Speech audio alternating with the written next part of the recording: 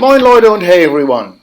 I was traveling in Namibia for over 13 years, sometimes for a long time. So my friend invited me to an extraordinary 4x4 safari to which only Afrikaners were invited. After the lunch break we entered our transports and took off, while the rocky gap waits for us in the boiling heat to be passed. We were one of the last cars in our Humvee, as we like to take our time to enjoy without having anybody hanging on our tail. So we slowly crawled with our Humvee into the narrow passage of the gorge, with sharp shale slabs. We weren't in the mood for a flat tire. It's always a pain to change tires in this heat. It's better to drive carefully and without rushing. Nobody drives us. Sometimes only centimeters to the right and left of the car were free to pass the bottleneck.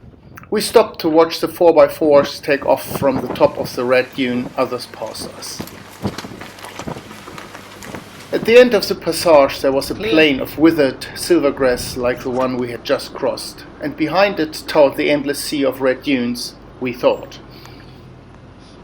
After this wide plain, the scout car drove ahead to find the best line through the dunes and dune valleys, broken up by lower grassy areas. Line is perhaps the wrong word, because it mostly went forward in extremely serpentine lines, but sometimes also went back again. Unfortunately, steering too quickly in a deep, hot sand with low air pressure has a consequence that the tire jumps off the rim and the car sinks into the sand. This happened to Harry. The entire safari reached the sunken wagon. Everyone got out interested, and Harry explained to the group what and why this was happening. Harry and Mario crawled around the sunken wheel to assess the damage.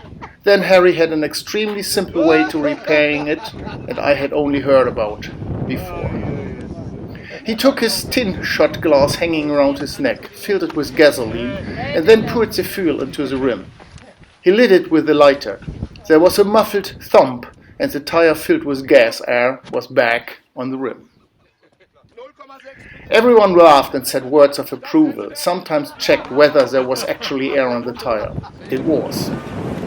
We continued for hours through the sea of dunes until suddenly rocky hills appeared again. Then, undiminished, we reached the deep Rooi abyss with the dry river Kuisep. We only ask ourselves one thing: how do we get down there? Harry first drove the 60-degree dune down that extends into the valley to the valley bottom. Then we followed. It was an experience to have to accelerate on such a steep slope because the boiling heat sand kept slipping behind.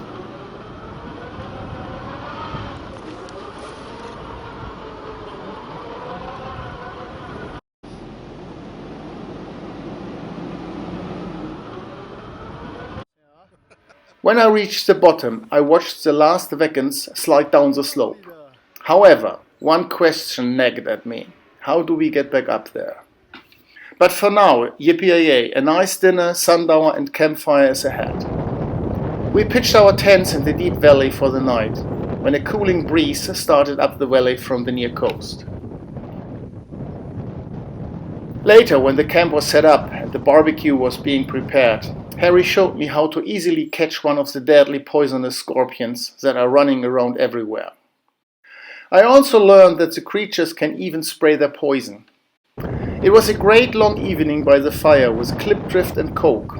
That's what you drink here. When the black-backed jackals were already here too and howled nearby.